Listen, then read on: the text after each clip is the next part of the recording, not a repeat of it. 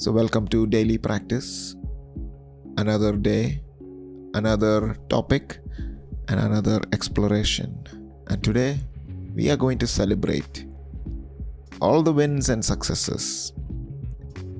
We are going to master the art of acknowledging what matters. So good morning, good afternoon, good evening, everyone. Welcome to Daily Practice with Nikhil. I want you to start by doing something radical. So hear me out. I want you to brag. Yes, you heard me right. Turn to someone if you are near someone, or turn to yourself and tell about something you accomplished recently. Anything. You can even put it in the comment sections. Anything, big or small. Go ahead. I'll wait. So it's time for you to brag. Let's see how much you can brag. Anything, big or small. I want you to say it out to yourself or to someone near you.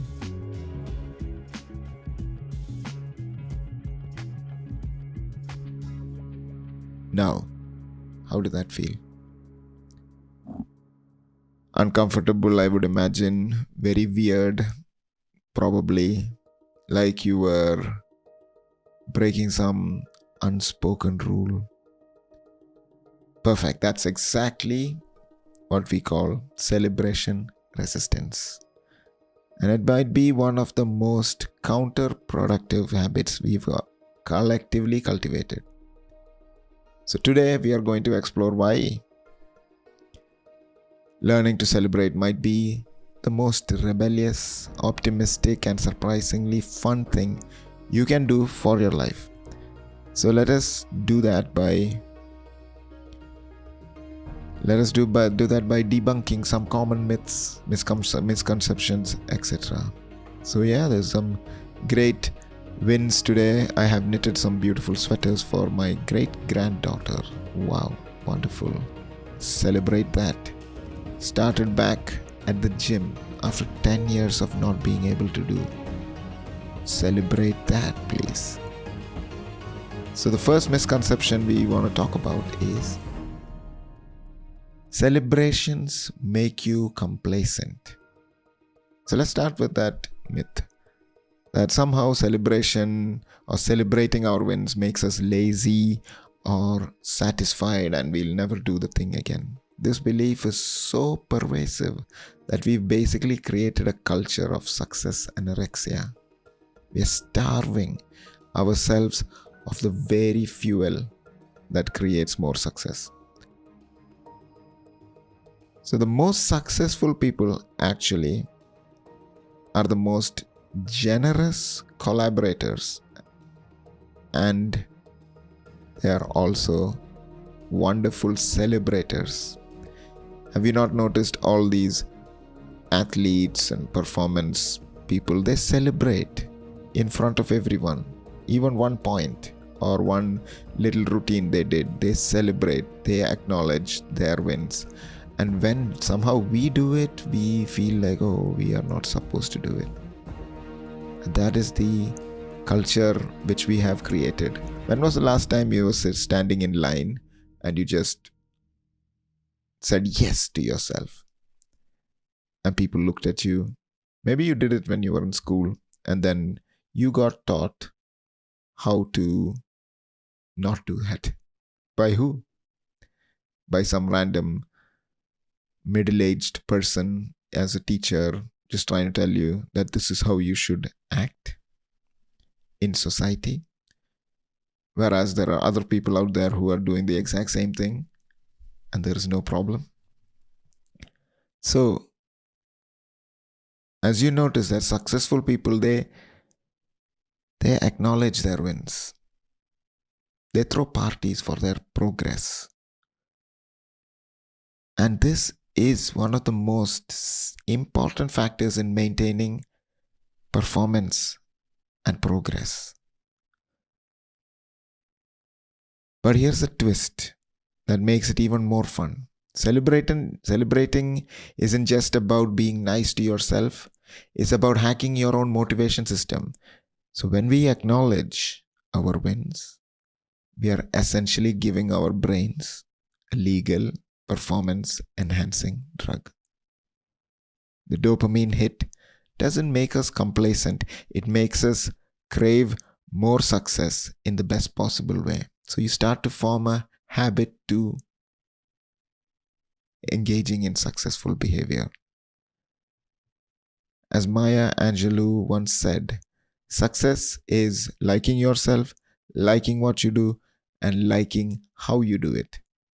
She wasn't advocating for narcissism, obviously.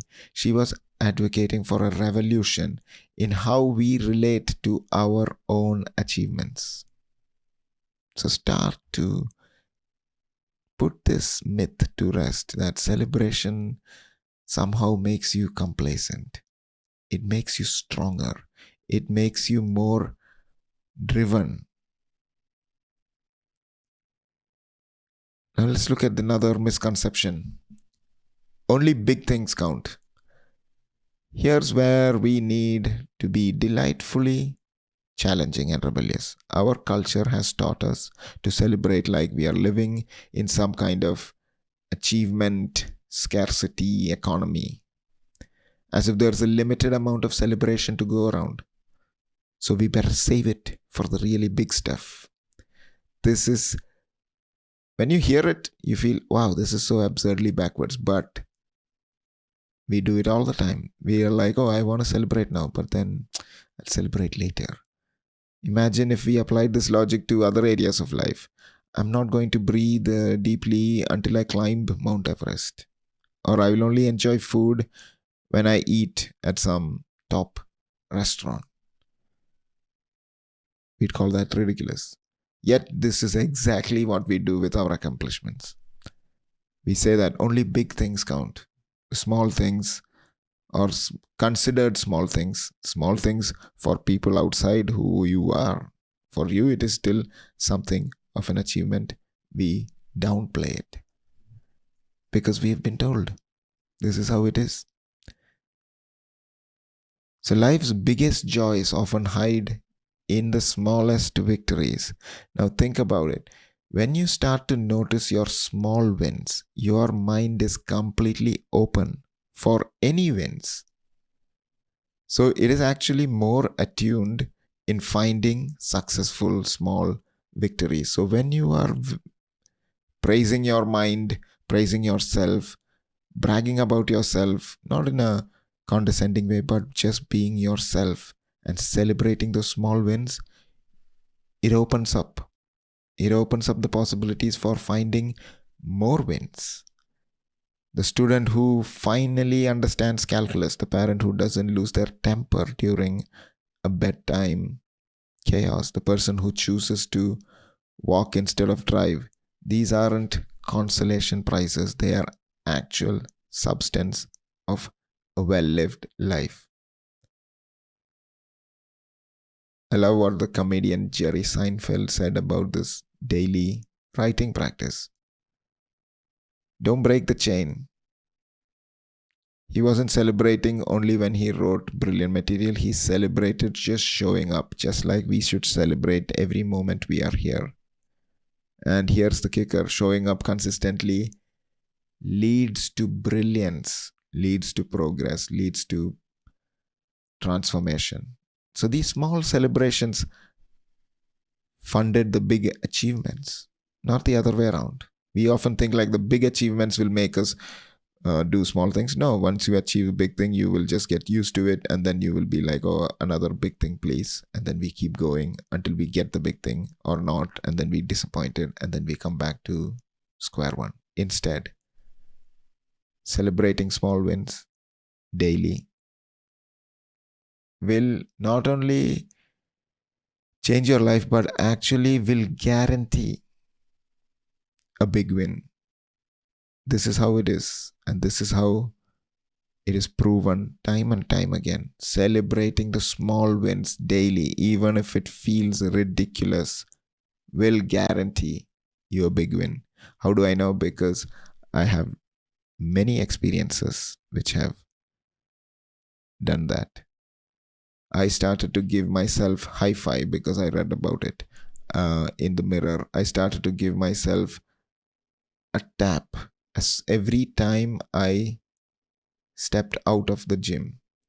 I started to give myself a little treat whenever I finished something which was interesting or any content I created.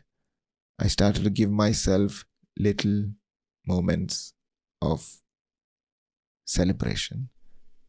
And then suddenly big things started to happen.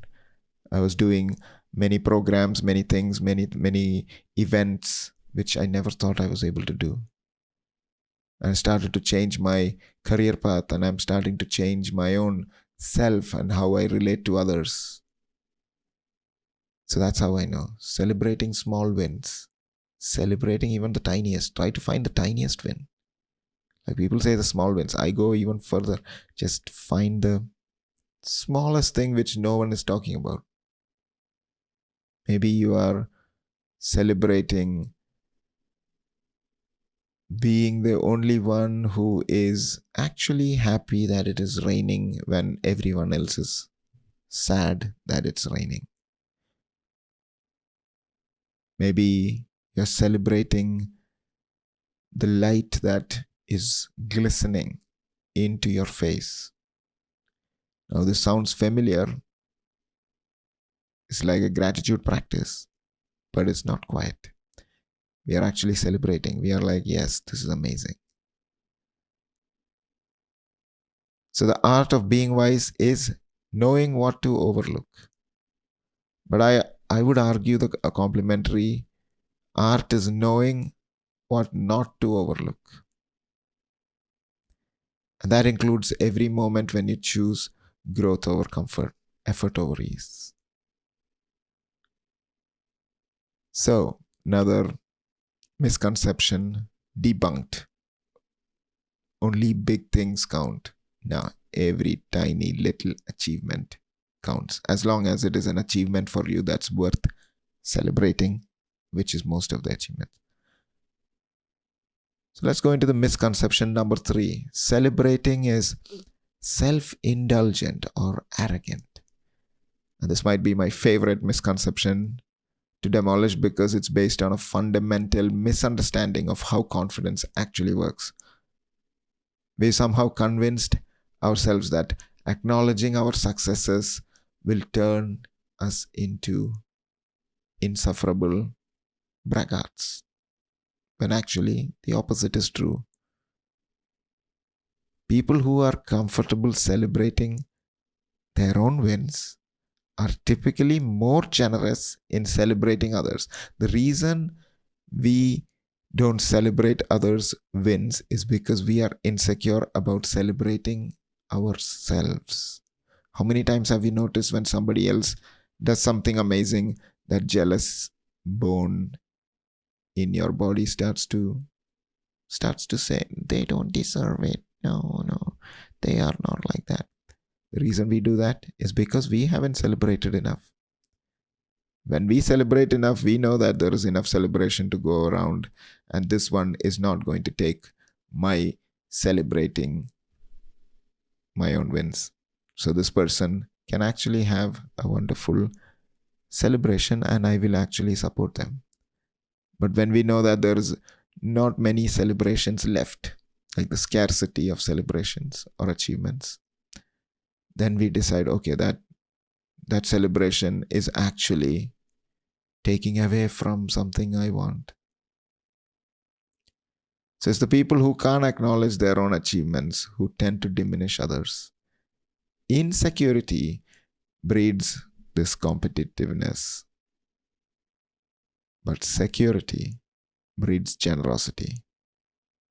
So think about the most genuinely confident people you know. Are they the ones constantly undermining others' successes? Or are they usually the first to congratulate, support, and celebrate with others? Because they know confidence is a zero-sum game, which means that there is no losers. We always think that there is losers. When we celebrate, someone loses, or when somebody celebrates, I lose. And that is the Another myth, another fallacy we've been taught. Brené Brown's research shows us that we cannot selectively numb emotions. When we numb the painful emotions, we also numb the positive emotions. But here's the fun part. When we amplify the positive emotions through celebrations, we actually become more resilient to challenging ones. So, what if being uncomfortable with your own success is actually a form of arrogance? Let me rephrase that. Let me say it again. What if being uncomfortable with your own success is actually a form of arrogance? So, you are being uncomfortable when something nice has happened to you is actually a form of arrogance. What if constantly deflecting compliments and minimizing achievements is really saying is I am so special that normal human pride doesn't apply to me? What if we think along those lines? Then suddenly, oh, we start to flip. Oh, am I being arrogant by not acknowledging my own win? So sometimes the most humble thing you can do is accept that you are human enough to deserve acknowledgement, not from others, but from yourself. So when we acknowledge our successes, fascinating things happen. I mean, literally fascinating. The release of dopamine doesn't just make us feel good. It's like a process, a neural pathway, a software update. We are essentially programming ourselves for more success. Dopamine is like the reward chemical. It's also the motivation chemical. It it is the go get it molecule. So it helps you to go get things. So when we start to acknowledge and when we start to celebrate this thing becomes important in our subconscious, and the brain concludes, okay, in order to achieve this, we have to drive this person. So I will start to add more dopamine. And some research shows that the anticipation of success can be neurologically rewarding as success itself. So the anticipation, that's where the dopamine kicks in. If you are anticipating something to be successful, this means celebration isn't just the dessert after the meal. It's actually part of your nutrition. So next time we think, okay, celebration is something you do after. And to even make matters even more interesting, what if we've been thinking about celebration wrong? Instead of celebrating being something we do after success, what if celebration is actually a success strategy? What if people who seem naturally successful are just better at this celebration? So, celebrating is so when you celebrate something, you are not actually celebrating the end of something, you are actually celebrating the beginning of a new adventure. So, that is how we can look at celebration. Because we sometimes put a bookend to certain things, events. So for example, yeah, you can positively reinforce these behaviors 100%, and that's exactly what we are trying to do. We are trying to cultivate this narrative that celebration is not only necessary, but it's essential. It is really crucial that we do it. And some people, yeah, it might feel it is very hard. That's because we haven't been practicing enough. That's why I asked you at the beginning of the session just to brag about yourself. Just get used to bragging. What's the worst that can happen? Somebody says that is not true, but that's their opinion. But you know it is true. You know what you're talking about. So brag. Start to talk about yourself in a positive light. Start to, when you hear that voice of, oh, I think I should celebrate this, celebrate.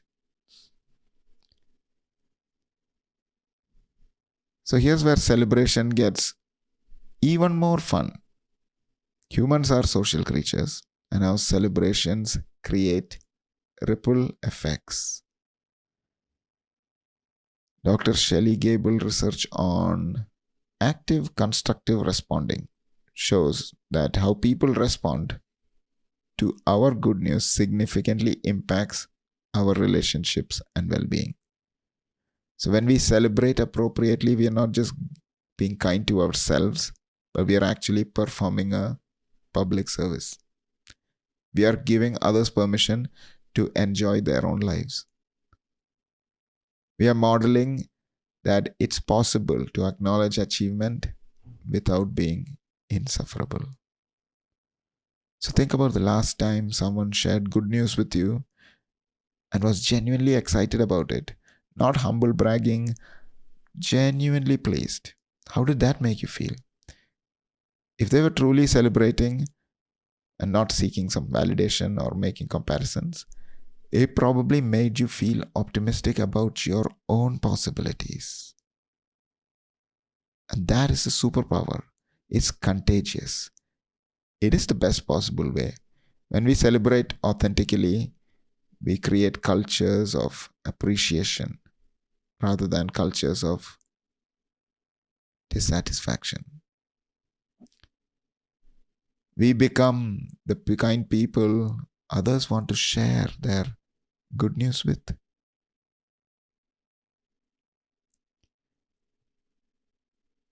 So, what do we do about it? We talked a lot about it now. So, here are some practical strategies which you can practice, and that's what we are here for. So, let's start with the daily wins practice. Most people think about their day in terms of what went wrong or they did not accomplish. This is like being a food critic who only notices the flaws in every meal. So you're training yourself to be perpetually dissatisfied. So start each day, each evening, by identifying the 3 wins from your day. Make at least one of them something that other people might think is silly or insignificant. So maybe you remember to water your plants. Maybe you had a meaningful conversation with a coworker. Chose to take the stairs instead of the elevator. Didn't check your phone first thing in the morning. You let someone join your lane in traffic. And when we write them down, because writing engages different parts of the brain and mind, it makes the recognition more concrete. And over time, this practice doesn't just make you more positive, it makes you more interesting. You start noticing moments and experiences other people miss entirely. And that is your superpower. So yeah, I invite you to, if you're on the end of the day or start of the day, just take this moment to identify 3 wins from your day.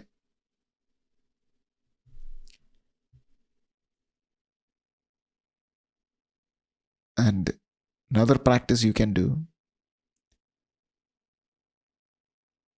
and here's where sometimes most advice gets boring, is celebrating rituals.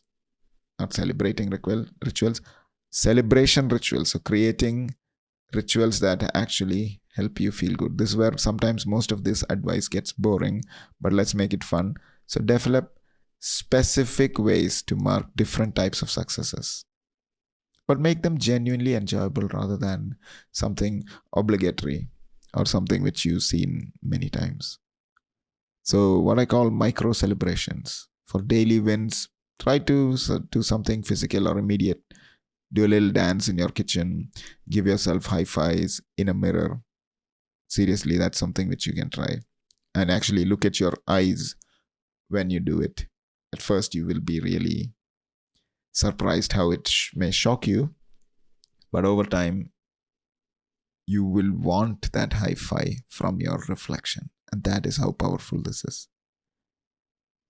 Or even try a victory pause. Just take a step and just say, wow, I've just done this thing. I have just unloaded my dishwasher and I feel powerful. And I need to celebrate this moment.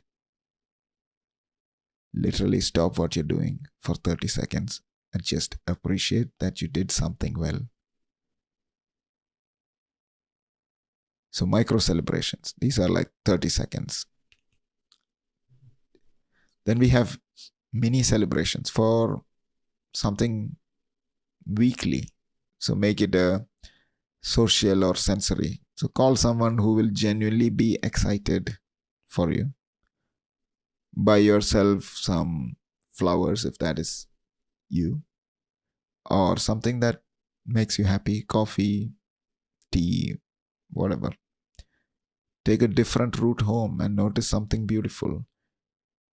Eat something delicious without feeling guilt for the sake of celebrating the wonderful week you've had, the things you've done.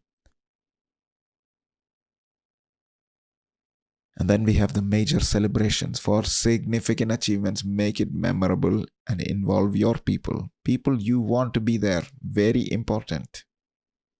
Do not invite every single person you like or you think you like.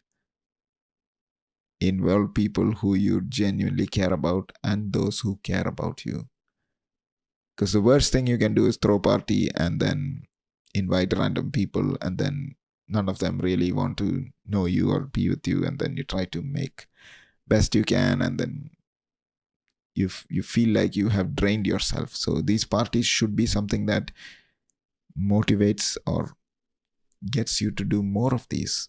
So throw a party, invite just handpick people, go somewhere, do something fun. Don't wait for external validation to celebrate the big stuff. You decide what counts as major and you decide how to mark it.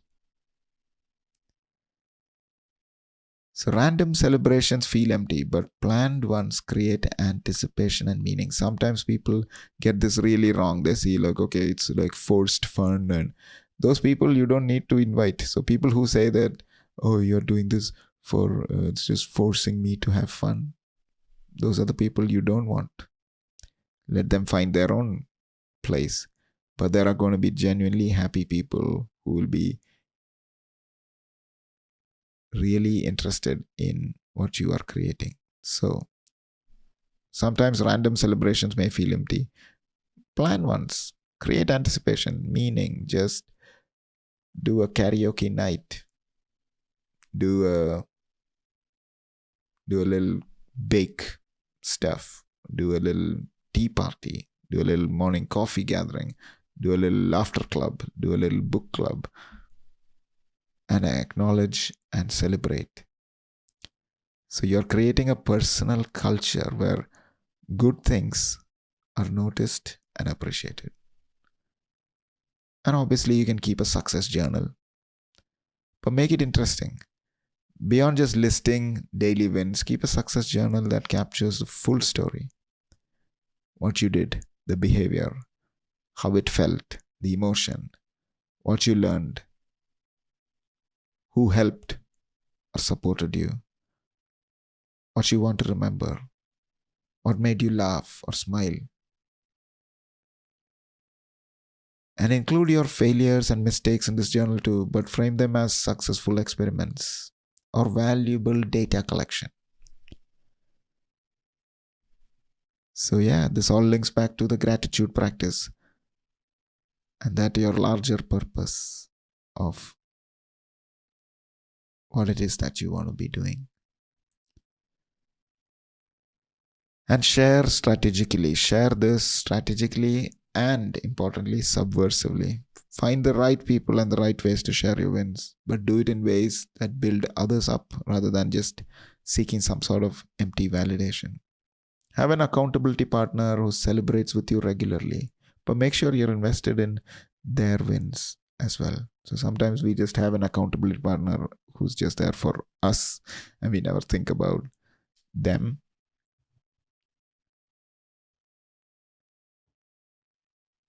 And join a creative group where sharing success is encouraged or reciprocal.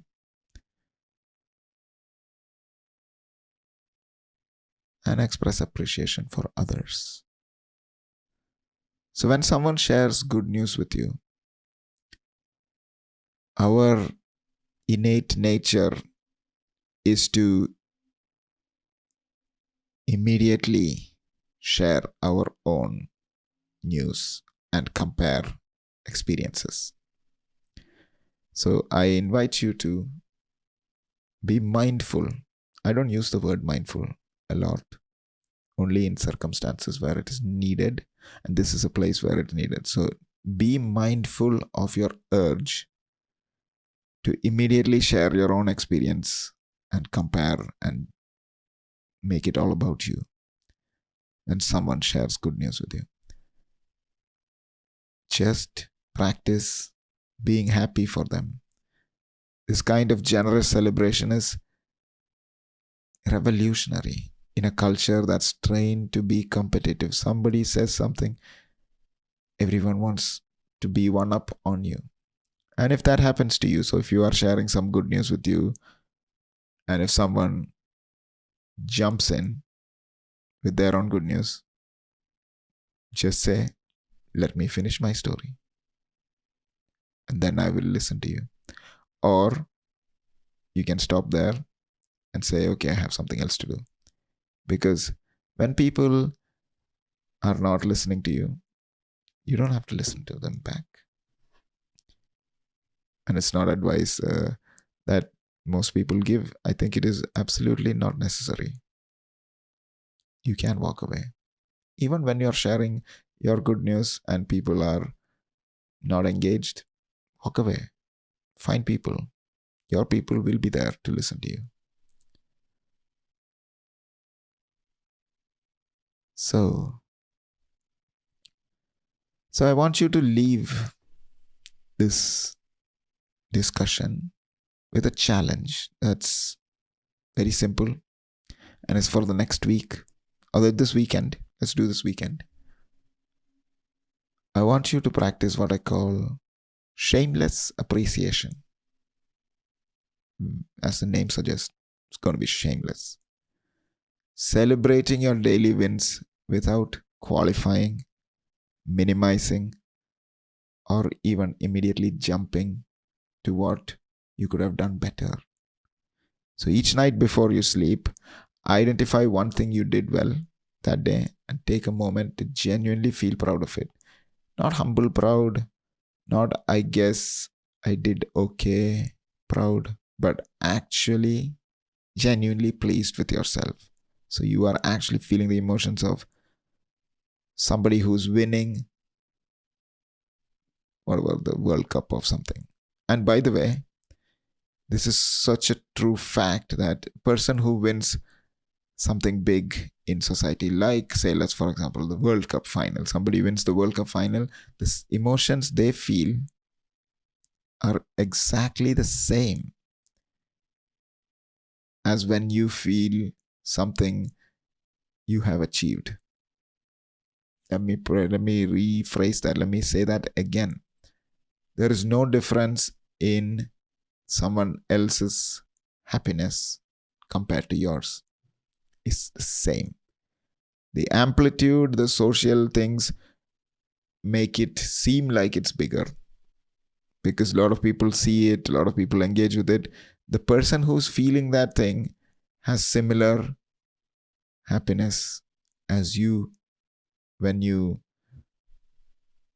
put on your running shoes and went for a walk. Is actually the same. So yeah, don't minimize it, don't qualify it.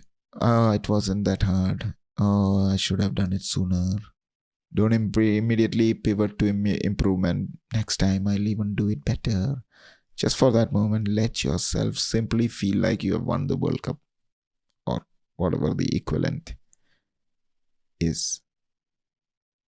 Here's what I predict will happen. You'll start noticing more moments worth celebrating. You'll become more generous with others' successes. You will sleep a little bit better.